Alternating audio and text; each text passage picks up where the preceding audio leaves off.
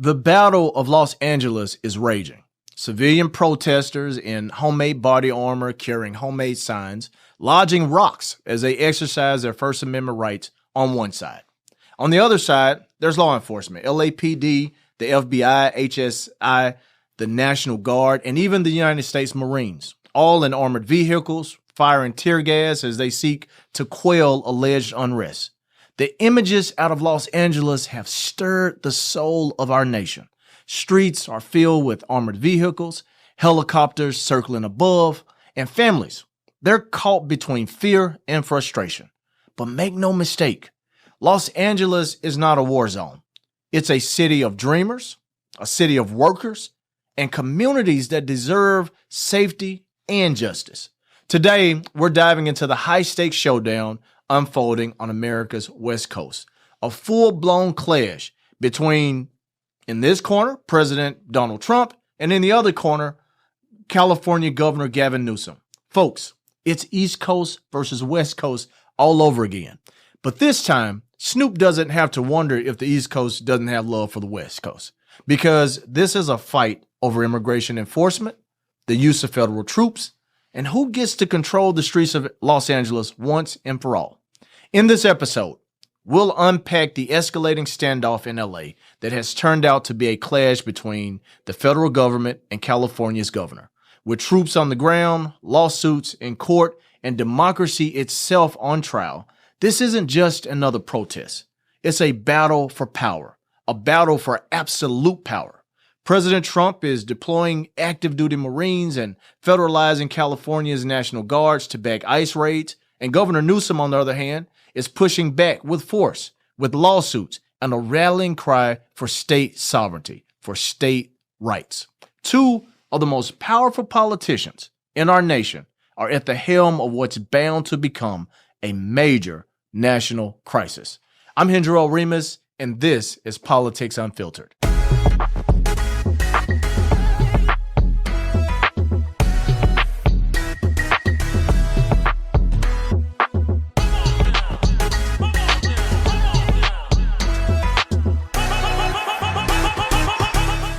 All right, let's get into it.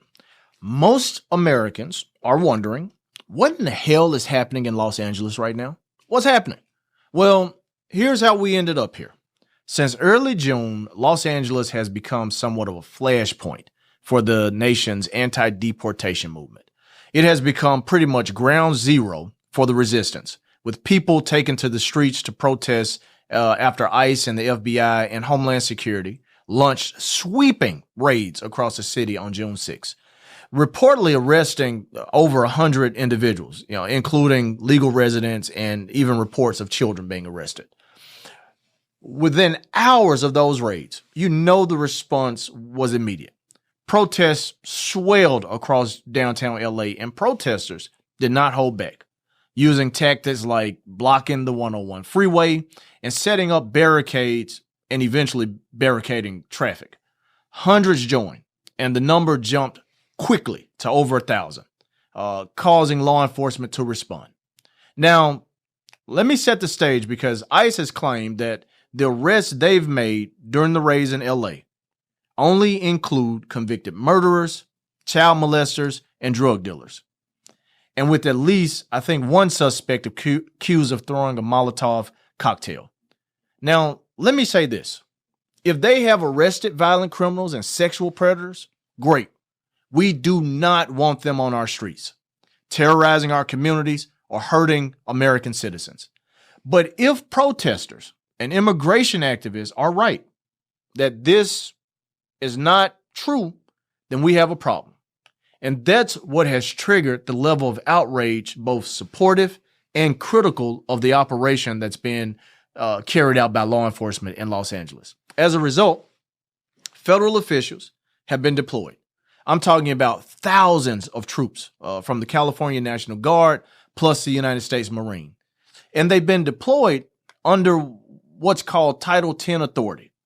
If you don't know what Title 10 authority is, that's when troops are operating under the command of the President of the United States and under the Secretary of Defense or the Department of Defense. This is where the problem is now. Now it's causing a showdown between the state and federal governments, California versus the United States. Usually, the power to activate the National Guard in a state is reserved for the governor of that state.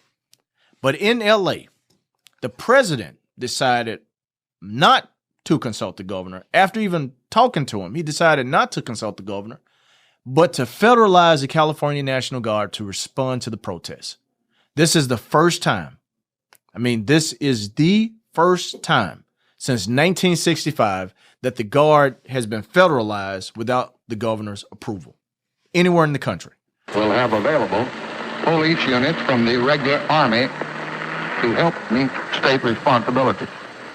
These forces should be adequate to assure the rights of American citizens pursuant to a federal court order to walk peaceably and safely without injury or loss of life from Selma to Montgomery, Alabama. President Trump's use of Title X authority to deploy Marines and to federalize National Guards without Governor Newsom's consent raises serious constitutional questions. Make no mistake about that. Critics argue it's an overreach unless the Insurrection Act is formally invoked, which I don't think he's invoked the Insurrection Act, or unless lawlessness arises to federal thresholds. Do you think that what we're seeing in Los Angeles has risen to the occasion where local law enforcement or state law enforcement can't handle it, so now they need federal law enforcement to come in? Do you think that what we're seeing in California has arisen to that people have taken to the streets to try to take over an entire city or an entire state? I believe that's my impression of what would be lawlessness that rises to the federal level. And who gets to determine if it has or has not? What I think matters may not even matter. What you think matters may not even matter. The last time that happened, the last time a president federalized a state's National Guard without the governor's consent was during the Civil Rights Movement to help protect marchers seeking voting rights after the bloody attacks and beating on marchers like the late John Lewis in Selma, Alabama. As we speak, as you're listening to this podcast, the clash has caused strict rules to be put in place across LA, including curfews, at the least, which are currently in effect. Hundreds have been arrested and tensions are still escalating. Los Angeles County has even had to declare a state of emergency because of the unrest that we see in the streets and the escalation made by the president's decision to federalize the National Guard and to send in United States Marine troops. President Trump has made immigration a top priority. That's not new. We talked about that in one of our past episodes. He's made it a top priority in his second term and appears to be drawing a very hard line using executive authority in Los Angeles, claiming that his actions in LA are about restoring law and order. Restoring law and order. That's what he campaigned on. He called LA a potential crime scene without federal intervention. If the feds don't get involved, he believes that it's a national crime scene. Listen to this. It's easy. Look, it's common sense. You ask me that question. When there's no danger, they'll leave. You would have had a horrible situation had I not sent them in. Horrible. You'd be reporting on a lot of death and a lot of destruction that's not going to take place. I think if you look, every night it got less and less. They were met with very strong force. And this is the first, perhaps, of many, or perhaps, if we didn't attack this one very strongly, you'd have them all over the country. But I can inform the rest of the country that when they do it, if they do it, they're going to be met with equal or greater force than we met right here. Los Angeles was under siege until we got there. We sent them in, not early, we sent them in late as far as I'm concerned. But big problems, as you know, 3 nights ago, big problems were ensuing. If we didn't send in the National Guard quickly, right now, Los Angeles would be burning to the ground. That's only the starting point. He even wants mandatory jail time for flag burners and suggested that Governor Newsom should be or could be arrested and face federal charges for blocking federal agents. This isn't new. It aligns with President Trump's strategy, casting the deployment as a new political win, solidifying his law and order messaging for swing audiences. But it also sets the stage for a nationalized confrontation between a governor who many believe will seek the presidency in 2028 as a Democratic nominee and a president who believes that he has a national mandate to take unprecedented actions, regardless of what state it is or who the governor is or what the situation is. So now we're seeing pushback from Governor Newsom. He's filed an emergency lawsuit in federal court calling the federal takeover illegal and immoral, claiming a breach of state sovereignty. And his legal team is arguing that federal Title 10 deployment is completely unlawful, absent an insurrection. Now, I don't know which side of the aisle you fall on if you're listening to this podcast, but I know that conservatives like to hold up that states' rights is one of the most important constitutional rights that we have in this country. But right now, we know that that's on the line. And not only that, Governor Newsom is taking this fight to the airwaves. Here he is in a primetime address. This past weekend, federal agents conducted large-scale workplace raids in and around Los Angeles. Those raids continue as I speak. California is no stranger to immigration enforcement, but instead of focusing on undocumented immigrants with serious criminal records and people with final deportation orders, a strategy both parties have long supported, this administration is pushing mass deportations, indiscriminately targeting hardworking immigrant families, regardless of their roots or risk. What's happening right now is very different than anything we've seen before. Look, this isn't just about protests here in Los Angeles. When Donald Trump sought blanket authority to commandeer the National Guard, he made that order apply to every state in this nation. This is about all of us. This is about you. California may be first, but it clearly will not end here. Other states are next. Democracy is next. Democracy is under assault before our eyes. This moment we have feared has arrived. He's taking a wrecking ball to our founding fathers' historic project. 3 co-equal branches of independent government. There are no longer any checks and balances. Congress is nowhere to be found. Obviously, this isn't just an LA drama made for Hollywood. It marks a seismic moment in American politics. This duel has national implications. We haven't seen this kind of federal military mobilization since the 1965 Selma events. I mean, I can't say that enough. We haven't seen this level of federal mobilization and federalization of a guard in a state since the 1965 Selma events. And we know what led to that, which definitely makes this both remarkable and, in my opinion, historic, because who knows where this is going to lead. Again, this is the first major deployment of federalized National Guard forces since 1965. The Battle of Los Angeles raises urgent questions. Number one, what are the president's limits?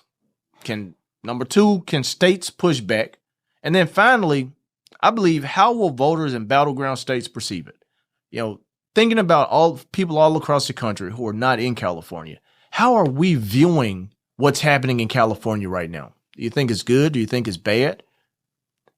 And then you have to wonder, with all of this that's happening, what will be the short-term and the long-term repercussions on both sides? Politically, for the community, for the people caught up in the midst of this back and forward, what's going to be the long-term repercussions?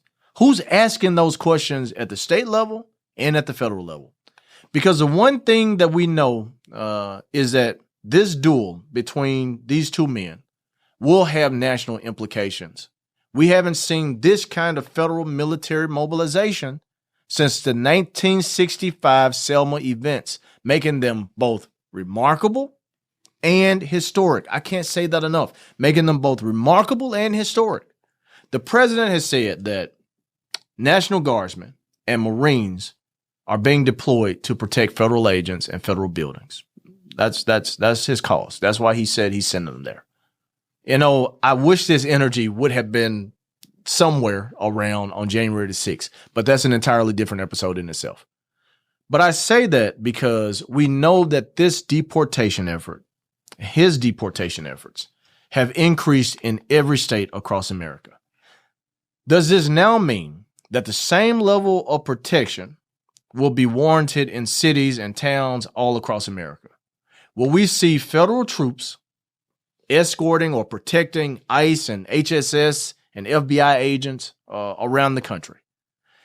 With the chairman of the Joint Chiefs of Staff, Dan Kane, publicly contradicting the president's description, saying domestic unrest isn't a foreign threat, and cautioning against treating citizens like combatants, it has caused this rare condemnation over the politicalization of our troops in California.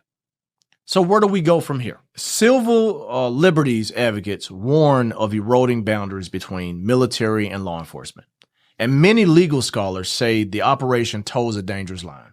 If the court rules in Governor Newsom's favor, it does a few things. It cements limits on executive power under Title X. But if it does not, it signals definitely a new era, one where presidents might deploy troops domestically with fewer checks and for any reason they deem necessary.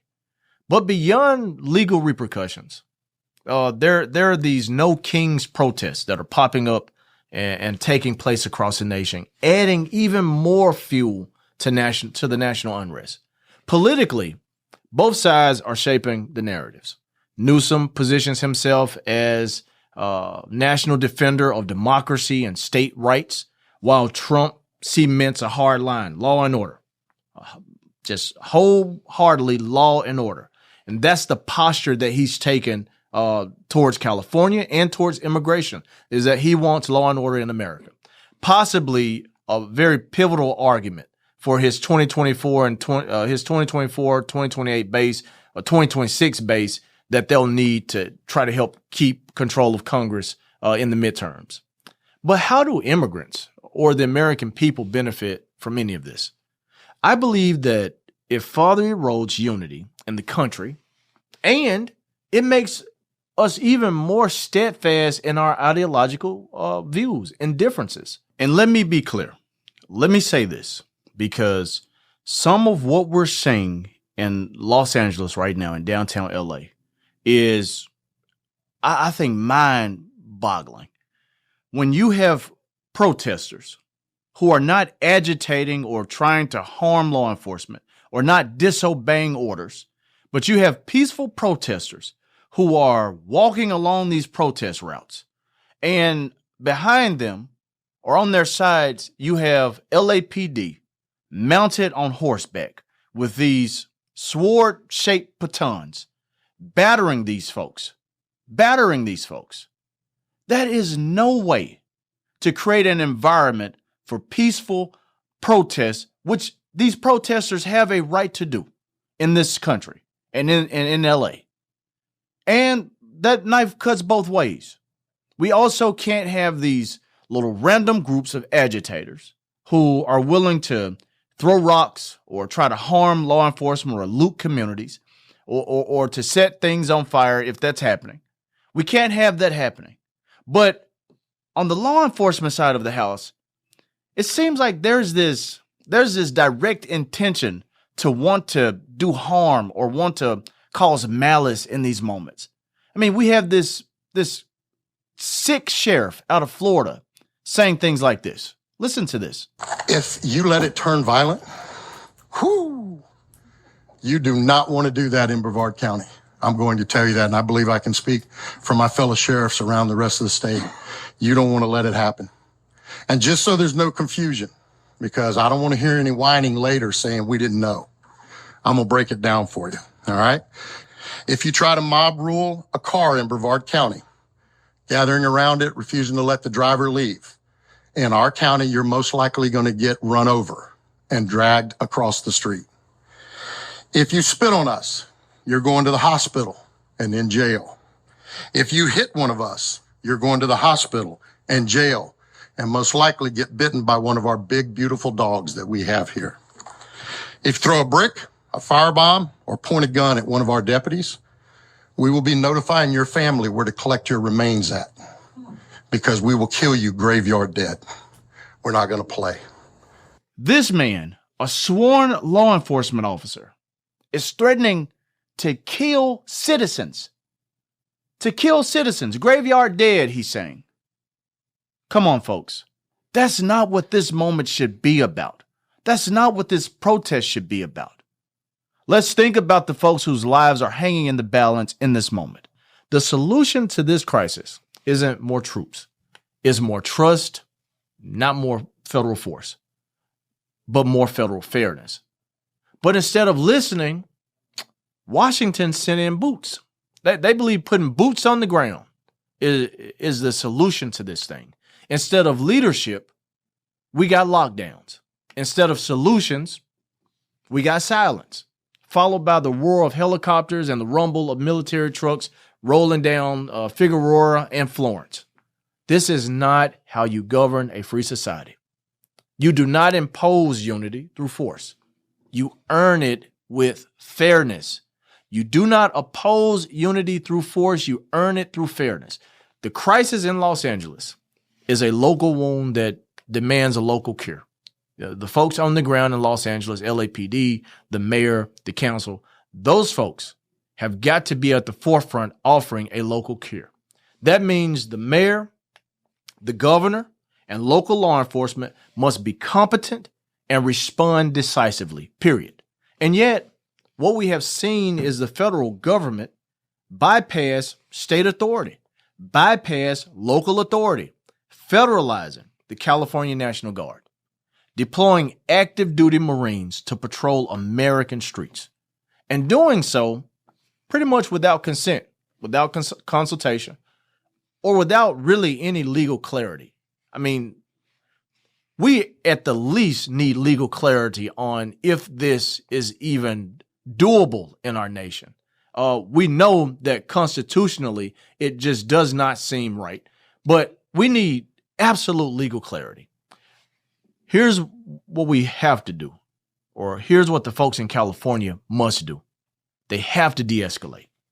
They have to de-escalate because you can't give the federal government more ammunition to want to continue to impose more force or to continue to send in more troops.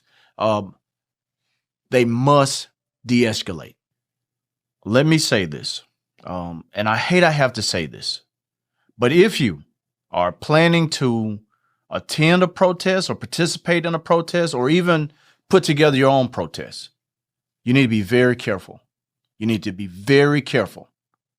You need to make sure that you are not creating an environment to escalate these folks. Not because what you're doing is wrong. I mean, I think people protesting these draconian immigration policies, these out-of-touch immigration policies is a good thing. But, folks, you cannot give these people a reason to put full force on you. You cannot give these folks a reason to bring out the worst in that handful of folks who are looking for any spark. I mean, there's folks who are looking for any spark. Do not give them the fuel. Do not give them the fuel. Do not give them the fuel to cause more unrest in this country. Protest, but do it peacefully. Protest. The biggest protest that you can put together. Put them together, but do it peacefully. Make them wrong about protesters in this country. It's your right to protest, but it is not their right to harm innocent folks who are gathered and carrying out their rights peacefully. Do not give them the fuel. Don't give them the fuel. Don't do it. I just have to stop a moment in this podcast to say that because we are only 6 months into a long 4 years. And I anticipate that there's going to be a lot more protests across this country for a lot more reasons. But do not give these folks, do not give them the ammunition that they're looking for. Don't do it. That starts with the immediate return of control over California's National Guard to the governor's command. Simple. The National Guard in California should be controlled by Governor Newsom, not President Trump. It means ending military deployments in our streets. and replacing them with dialogue and de-escalation teams. It means accountability for violent actors, yes, but also for systems that abuse power, for raids that ignore due process, and for leaders who treat fear as fuel. We need federal and state leaders to stop playing politics with people's lives. And even though Hollywood is the backdrop for all of this, no, folks, this isn't a TV drama. It's our democracy. And right now, we must choose control or collaboration, chaos or community. And what's worse? What's worse is the silence from Congress, the silence from those who took an oath to defend the Constitution. Not just when it's convenient, but especially when it's under pressure. Whenever that Constitution comes into question, the folks in Congress should be stepping up to the plate to help make sure that it is protected at all costs. Where are the voices of reason in Washington? If you're listening to this podcast, I want you to ask yourself, where are the voices of reason in Washington? Where are our leaders? Where is the bipartisan chorus saying enough? Where is the courage to rein in executive overreach and stand up for the balance our system was built on? Look, folks, Los Angeles can be the city that breaks the cycle. Not by doubling down on division, but by showing the power of restraint, reform, and respect across the board. The solution to this crisis, I think the solution to this crisis begins with ending the deployment of federal forces. I mean, it has to start there at least, and that has to happen immediately. Let California govern California. Let local leaders, local police, and local residents work together to rebuild trust, de-escalate tension, and move forward. Second, we must open the door to real accountability and to the decisions that led to these raids, these troop deployments, and this breakdown in trust. That means state-level investigations, and that means full transparency with the public. And third and finally, I think we must begin the long, hard process of reforming how we enforce immigration law, reforming how we handle protests, reforming how we respond to crisis. And we have to do that not with fear, but with foresight. We need investment in community mediation, in mental health response teams, in neighborhood level policing that is rooted in relationships, not repression, so that when protesters do decide to take to the streets, they at least know their rights, but also have respect for their communities and are able to help those one-off situations of violence or looting to define or to stop them from defining their efforts. Because here's the truth. No matter how many troops you're seeing, you cannot restore peace to a place where justice is absent. You cannot heal a city by declaring war on it. Los Angeles is not a war zone. It's a mirror. It's a reflection of everything we are struggling with as a country. And how we respond here will echo in every other city watching across the country, hoping, wondering, who are we becoming as a nation? So I end this episode by asking, will we be the America that bullies its own cities into silence, or the one that listens, learns, and leads with dignity? I believe we can rise, but only if we reject division and double down on democracy. The path forward is not paved with tanks and tactics. It is built with trust. I want to hear from you.